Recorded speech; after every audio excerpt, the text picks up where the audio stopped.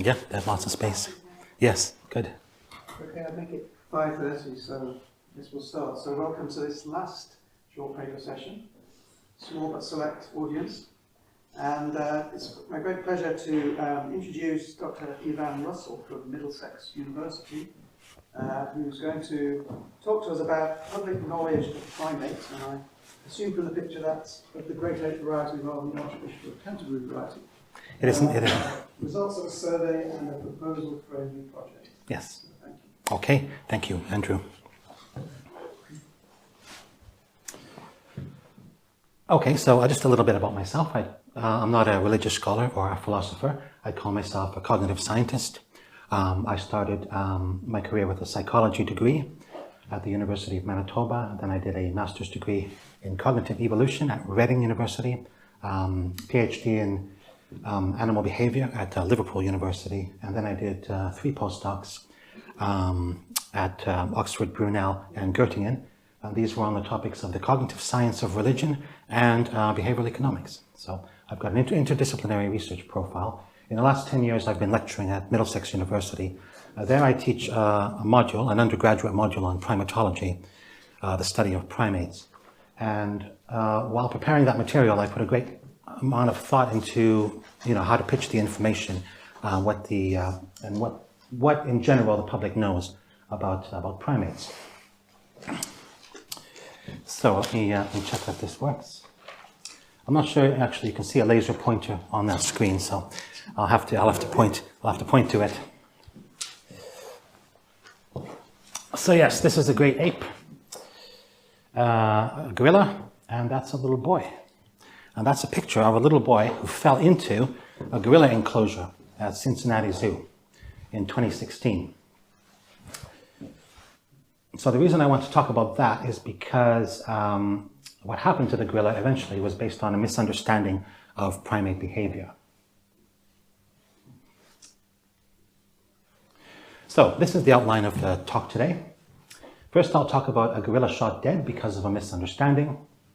Then the main part of the talk will be about an online survey I did about the public knowledge of primates.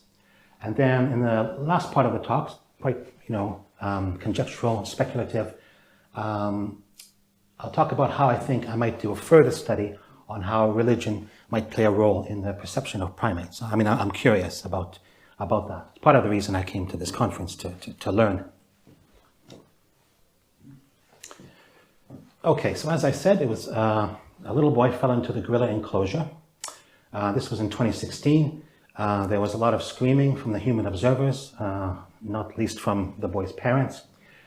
The boy survived. This male gorilla was seen dragging the boy back and forth through the water. And the gorilla was shot and killed. So later on, some primatologists said when you look at the gorilla's actual behavior, it was not threatening. In fact, it was a kind of caretaking for the boy. I mean, I can't blame, as a parent myself, I can't blame the parents for being terrified and the other people there being afraid. So I'm going to show a brief video clip of a primate expert explaining what is happening in the video. So just bear with me while I go to this website of the Daily Mirror. So I guess the newspaper, they showed the video to a primate expert named Emily Bethel, someone I've met, and she explains what's going on. Gorillas are knuckle walkers, so you can see here a typical silverback stance. To us, it looks quite threatening, but in fact, it doesn't necessarily mean that the gorilla is in any way being aggressive. In this situation, we've got a very kind of a high arousing situation. So now he drags the boy away through the water, and it seems to be there's a lot of noise going on, there's a lot of people screaming and shouting, gorillas looking up and around at the people above. His behaviour towards the boy is very gentle. He's acting as if he's simply interested in this new being in their enclosure. So gorillas are a highly intelligent social primate. They live in harems consisting of a dominant male and a number of females and their offspring. On the whole, they're gentle giants. They're more likely to flee from a dangerous situation than waste energy being aggressive, especially when there's no need to be. And in this situation, the boy is not threatening the gorillas. He's more likely to simply attract their attention and be a point of interest. There are other gorillas in the enclosure, so it is good that this gorilla is seemingly kind of protecting the boy from the other. Oh, what happened there? Some new website has popped up there. Gorillas, you see him Okay. drag the boy again, and they're still in the water. I think we lose him from the view. But the gorilla's really not doing much. He's interested in the boy. He's standing over him in a very protective stance. I imagine there's going to be a lot of stress at this time. Okay, what's happened is my computer has disconnected itself from the internet. So, well, you saw most of that video. I do have a video later on. I'll have to. I don't know. I'll worry about that when we come to it. What I really need is the technician, I guess, to come along. Yeah, perhaps you can go and get him.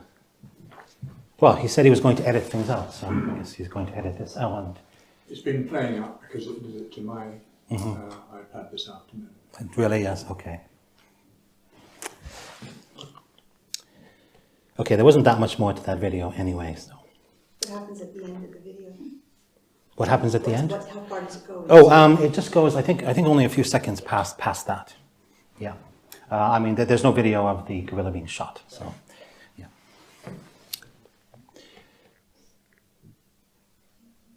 Well, I guess I'll leave it and wait for the technician to come along. So why did he wait? So was he trying to play with the kid? I think it was mostly curiosity, and I mean, dragging the kid through the water looks rough, but I think in the gorilla's mind, it wasn't rough. It was just, yeah. I mean, and gorilla, the equivalent age in a gorilla baby, they're going to be quite rough. It's much harder for them to get injured than a boy. I'm sure that gorillas never come up that close to a human, despite humans seeing humans up above every day, looking down at them. So the primate expert, Emily, she's more or less saying there was nothing there that looked threatening. Yeah. Yeah, so this got me thinking that there's a lot of misunderstanding of the behavior of primates. And in this case, it led to gorilla being killed. I mean, it's difficult for a zoo to obtain a gorilla in the first place. Gorillas have very long lives, so they lost something very valuable, as well as the gorilla losing its life. Well, and the social structure of gorillas is such that it's a harem system. You've got the big silverback male, and usually females and juvenile males, so that also would have disrupted the social group that was in there.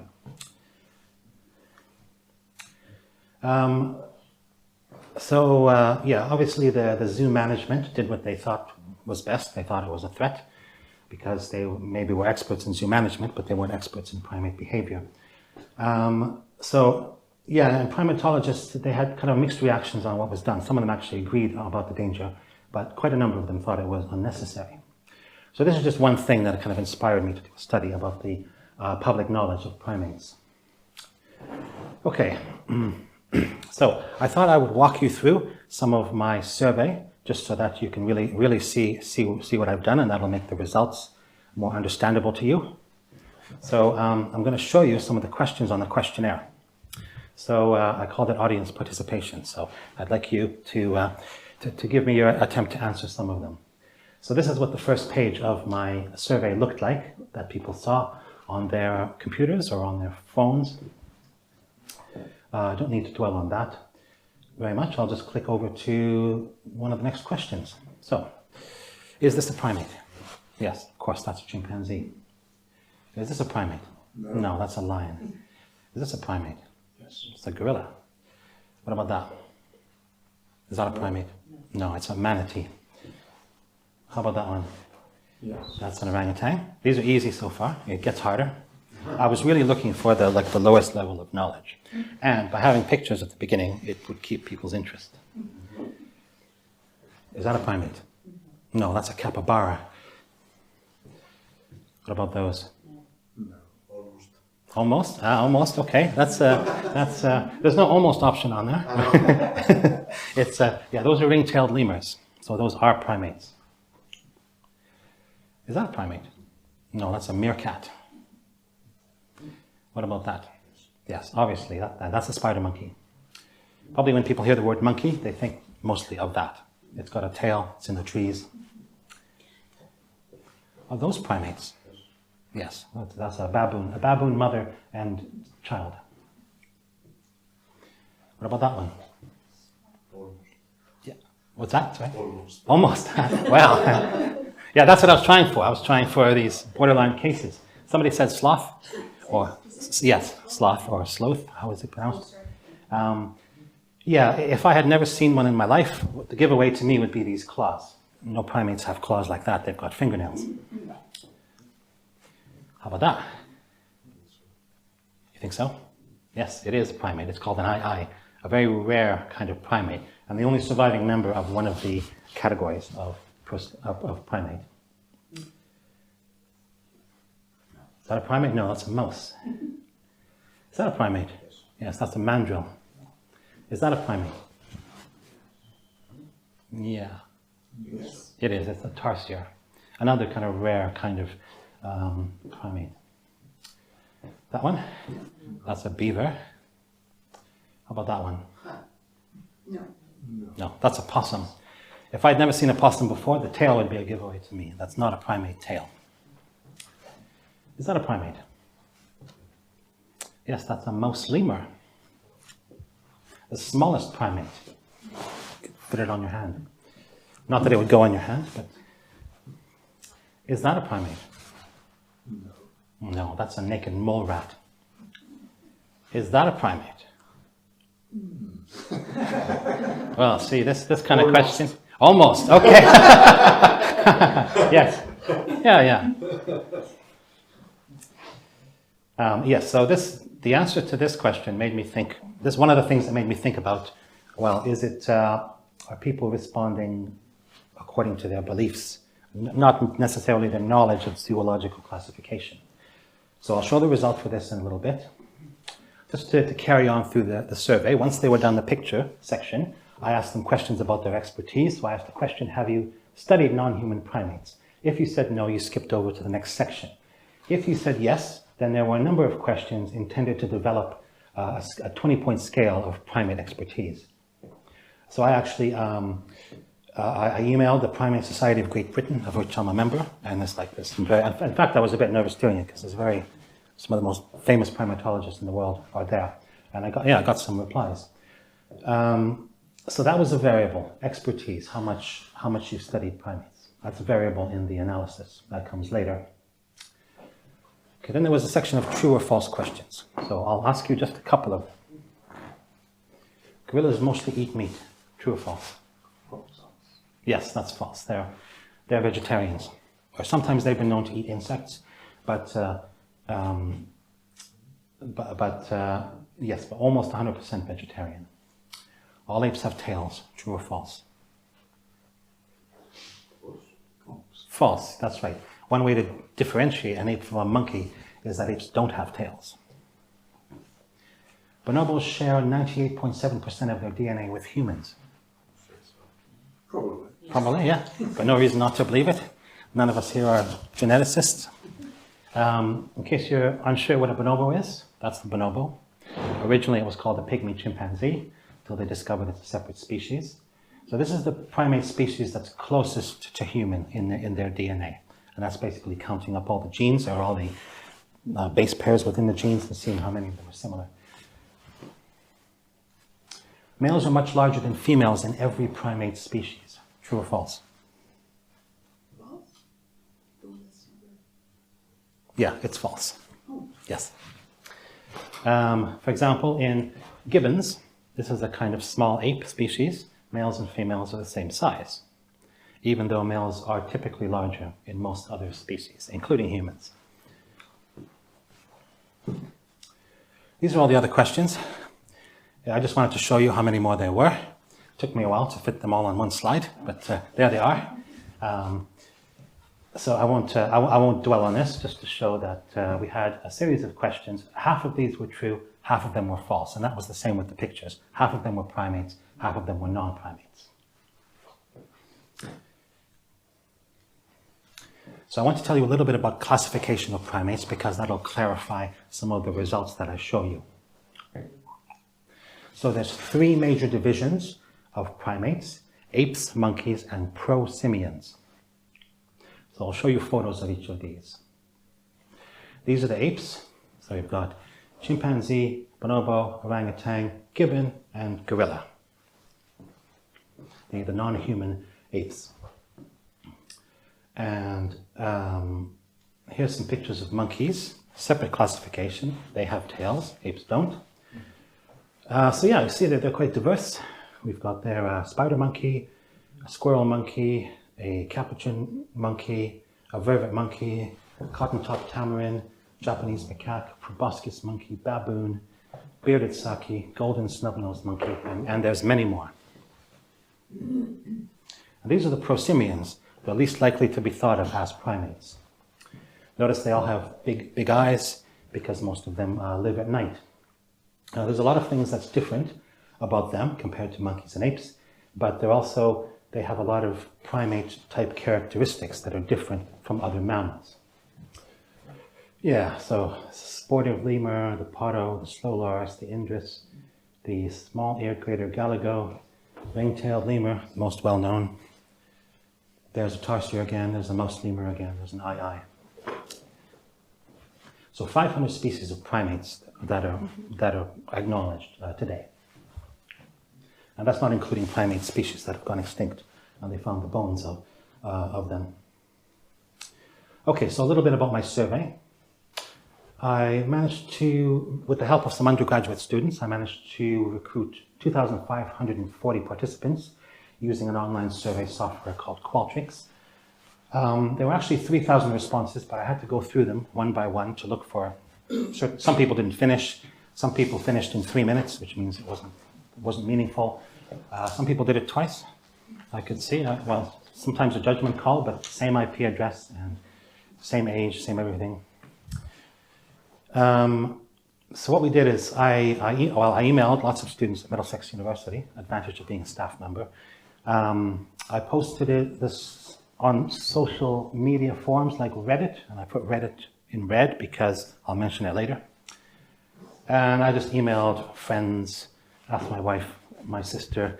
I used a website, it's called Survey Circle and Survey Swap, where you do other people's surveys and they do yours. I tried all kinds of ways to get participants. They had to be a minimum of 18 years old and fluent in English, and I got responses from quite a lot of countries around the world, but I think mostly from the US and the UK. More than 61% female, so for some reason females were more willing to fill out the questionnaire, for whatever reason. And the age sample was heavily skewed towards young adults, so the median age was about 25. The oldest was in their 90s, but I think most of them were students. And as I put here, I had no questions about politics or religion, even though partway through running it, I thought it might be quite interesting to maybe explore that. It would just, I would have to figure out, which scale do I use to measure religiosity? That's a difficult question.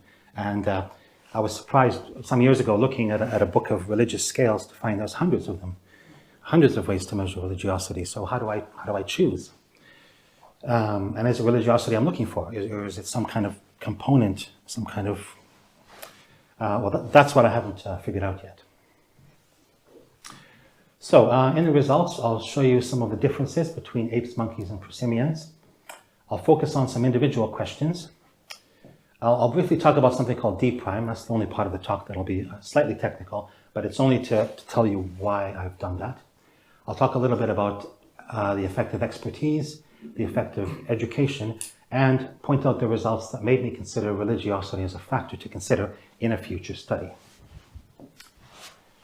So on the left, we have the results for pictures, and on the right for true-false questions. So the x-axis shows proportion correct. Quite a lot of people did very well on the pictures. 20% of the sample got 100%. And then still fairly high scores for the true-false questions as well. So mean 85%, mean 75%. So this is everyone. What I did later is then I partitioned the data to look at how different groups got different scores.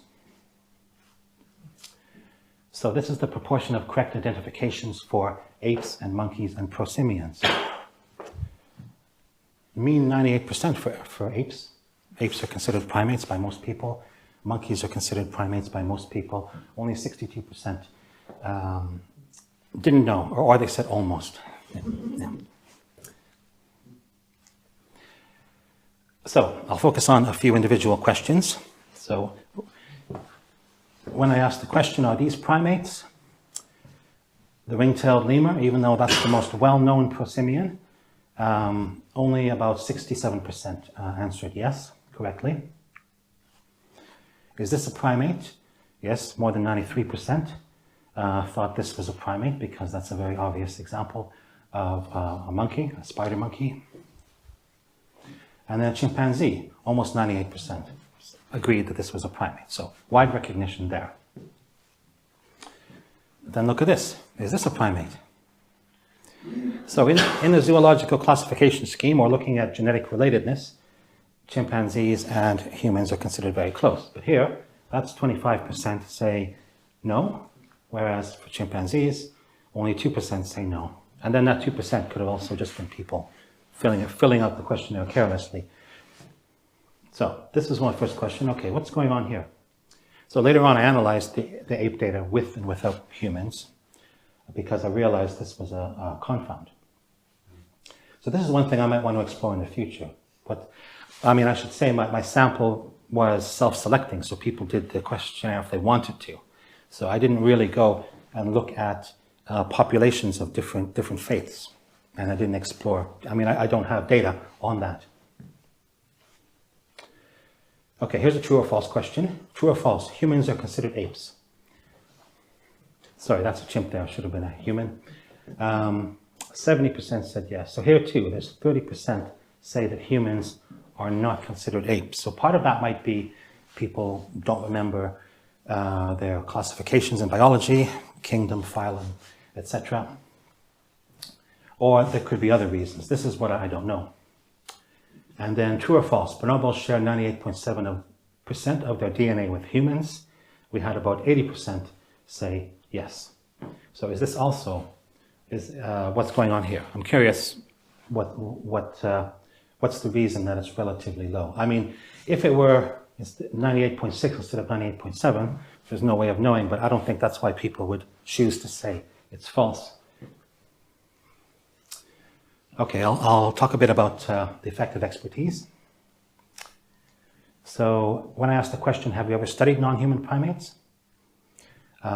We had 12.4% said yes. So I managed to get a small sample, but a pretty good chunk that had studied primates before. However, with this question, it was a 20-point scale, as I mentioned, and quite a lot of these responses were people who said yes, but they actually didn't have an academic career in it. So perhaps it's somebody who read some books or watched a documentary. So the world experts, so this is the expertise scale from 0 to 20, and the world experts would have been here. Effect of the level of education. This is what I had with the education level of those who did the survey. So the majority of them had bachelor's degrees. So maybe this is a self-selecting thing as well. They've already been students. They're used to the idea of doing an online test. So that's a kind of bias. I decided to focus in on this part about PhD doctoral studies just to see if people with PhDs in any discipline would tend to do better. Oh yeah, with D prime, I just wanted to mention, I won't read every line, Sometimes when people do questionnaires, some of them are doing it for course credit. So when they're looking at a series of questions, is this a primate or not? They might just click, yes, yes, yes, yes, yes, yes. And then because half of the pictures were primates and half weren't, so if they're just doing yes, yes, yes, they're going to get 50% correct, even though they weren't actually paying attention.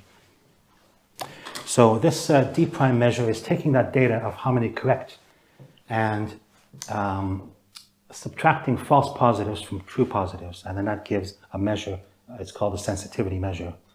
So how much they were paying attention. So that's a method to improve the dependent variable. Or in summary, a high D prime score means the participants were answering the questions accurately. So like saying a chimpanzee is a primate, that's a true positive. Saying a lion is a primate would be a false positive. So I found that primate experts scored more highly in general. So on the photo questions and the true or false questions, primate experts scored significantly higher than the non-experts. So this D prime scale, it's got positives and negatives there. More highly educated people did score more highly in the picture questions. So these are those who studied primates, these are who didn't study primates. If you had a PhD in some other discipline besides primatology, you still got a bit higher than the rest of the population. Probably, maybe because an effective education somehow, or skill at taking online tests. Oh yes, sorry, this was on the picture questions, and it's the same general picture on the true or false questions. The difference between PhDs and non-PhDs for non-experts is larger here for the true-false. That's probably because even those with lesser education, they did quite well on the pictures. Okay, so the questions, I haven't published this yet, I've only done preliminary analyses. So this was kind of my next thinking. Should I study effect of religiosity or theology on the attitudes and knowledge of primates? So, well, I don't know, that's what I came to answer the question for myself. I mentioned Reddit earlier. I posted in many different places in Reddit, including Reddit primatology. Like, I don't know if you know how Reddit works, but it's a series of forums. Each forum has a label. So if you're into The Simpsons, maybe there's a Simpsons page, you do that, etc. When I posted on Reddit atheism, I got a huge response, which was a surprise. So I thought about why the response was so good there. So this is my post on Reddit atheism. And here's one of the replies after.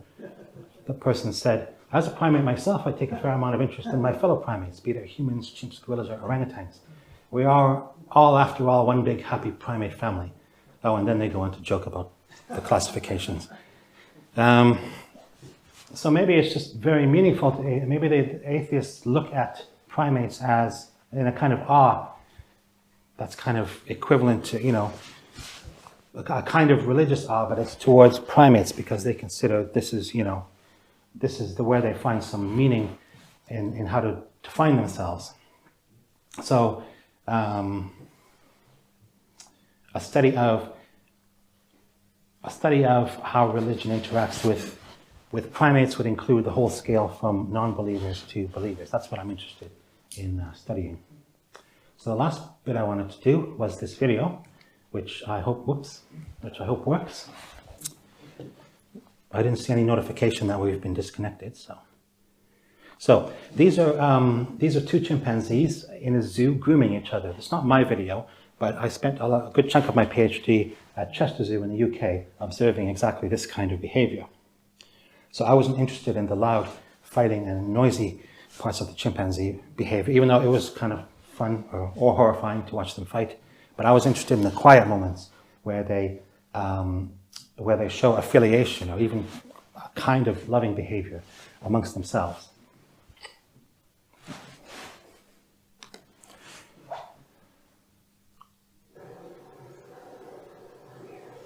So you see here, this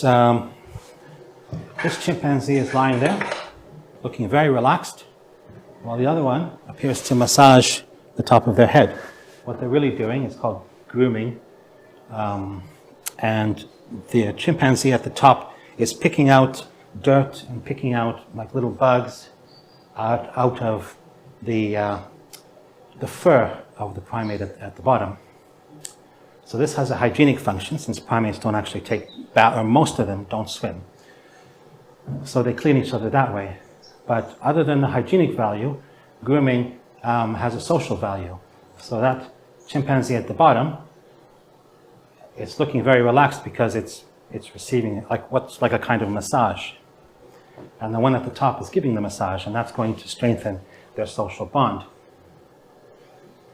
So even though this is a different species from us, it's really kind of irresistible to recognize the expressions. Like, you know that they're not afraid, that they're not fighting each other. So even though it's possible to misinterpret gestures, in some ways, I find it very striking how you can kind of understand what's going on. I mean, humans usually don't pick in each other's ears. But to them, this is a very normal behavior. And they spend a lot of their time doing this in zoos. So when I was studying grooming, I was looking at kind of the social network, which chimpanzees are grooming others, and what that means for their social bonds. So I feel that no matter who you are, no matter what your background or how you view animals, you can't help but kind of look at this and think that's so familiar in many ways, almost kind of human-like. And for that reason, I wondered if primates amongst animals have a kind of special status. This is just a conjecture, special status compared to other animals, not only amongst scientists, but amongst lots of faiths. I don't know the answer to this. So, just to summarize, I talked about an online study that I conducted about the knowledge of primates. There was a very good recognition of primates as a category, except for the prosimians. I found a better than expected general knowledge about primates, with educated people getting higher scores. However, the really deep knowledge about primates, I mean, primatology is quite a mature field. There's quite a lot of studies going on. So there are primate experts who have deep knowledge, which I feel isn't generally, it's not as well known amongst the public as it should be. And things like the gorilla being shot because they misunderstood his behavior would happen less often if people knew more.